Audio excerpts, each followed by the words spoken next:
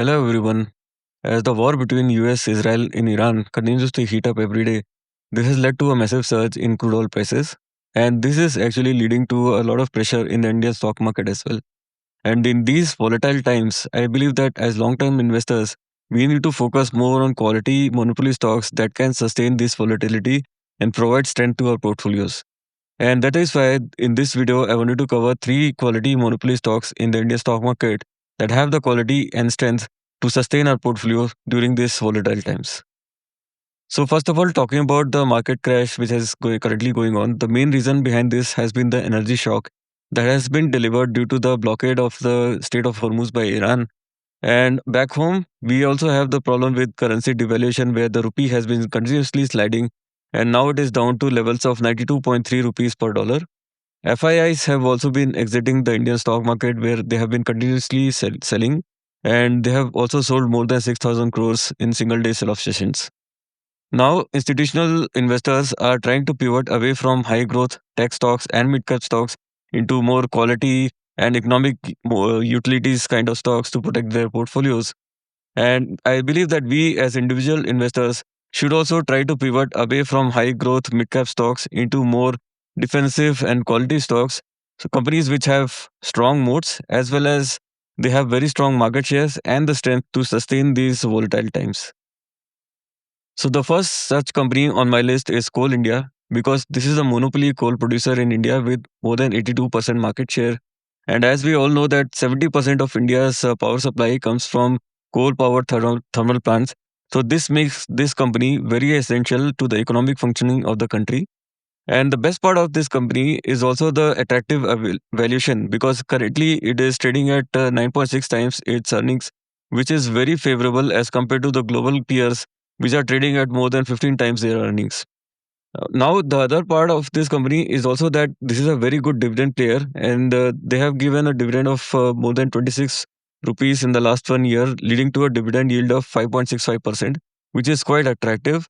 And the best part is that this dividend yield also acts as a floor for this share price because as the share price of this company falls, this makes the dividend yields higher and more attractive for investors to enter into these stocks. So as the dividend yield increases because of the drop in share prices, this becomes more and more attractive, and that's why this dividend yield acts as a protection, which prevents this stock from falling to further levels. Now coming to the second stock, it is IRFC. Now this company has 100% market share in the rail project financing sector because this is the only company which provides loans to the companies which are building railway projects. Now this is the best part of this company. Apart from this, the government has also allocated 2.93 lakh crore rupees for the railway budget for the financial year 26. This gives this company massive opportunities because a lot of railway projects are going to come up, which are all going to be financed by this company.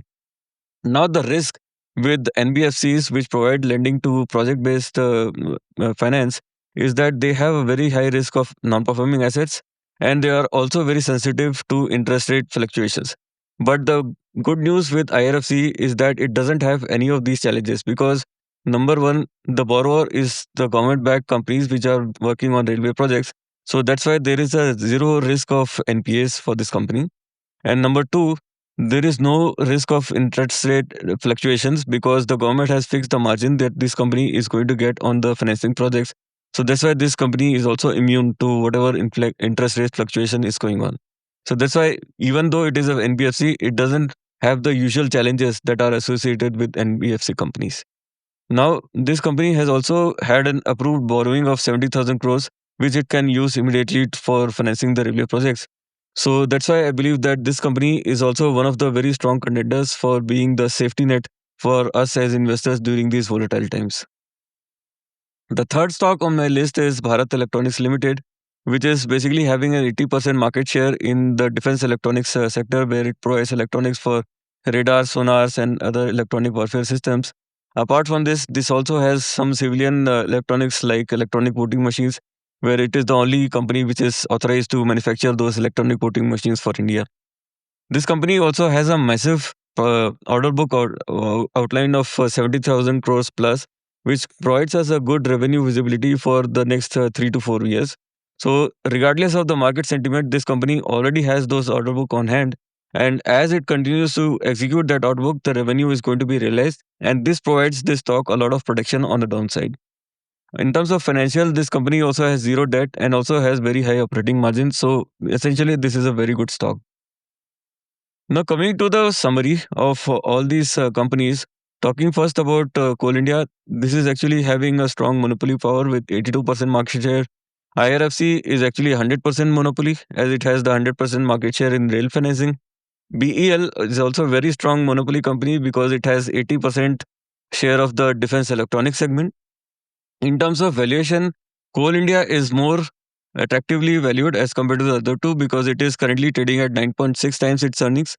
IRFC is trading at 18 times, which is fair value, and BEL is trading quite high at 53.7 times its earnings, simply because it's growing faster than the other two and also has a strong order book pipeline for the revenue visibility in the future as well.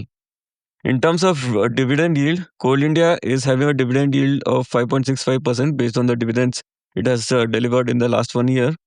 IRFC is having a dividend yield of 2.16%, and BEL has the lowest dividend of 0.5% purely because of its growth focus.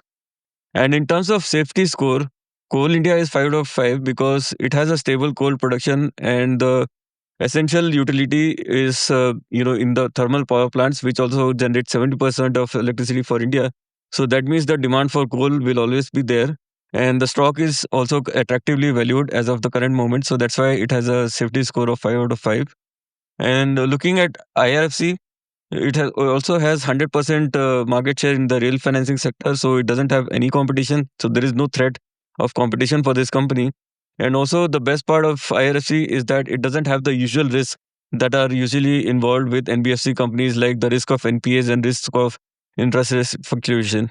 So, and also the stock is fairly valued at this time. So, based on these three factors, I believe this also has a safety factor of 5 out of 5. BEL, although it is very strong, it has 80% market share in the defense electronics as well as civilian electronics. But the only problem with this stock is that it is currently highly valued at 53 times its earnings, mainly because of the order book and the visibility it has for the near term and the long term as well.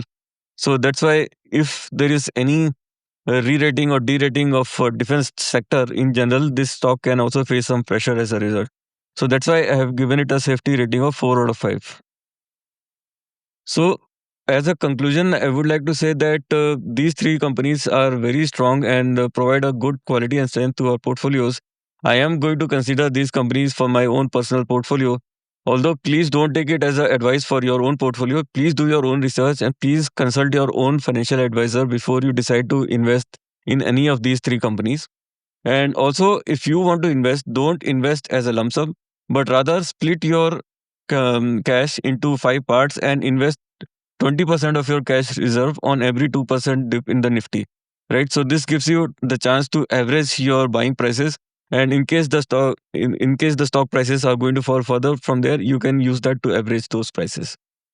And the second part is, if you want to invest, try to stay away from mid caps and high beta stocks, because whenever the Nifty falls, maybe the Nifty falls by 2%, these mid cap and high beta stocks can actually fall by 5 to 6%. So they can damage your portfolio quite drastically.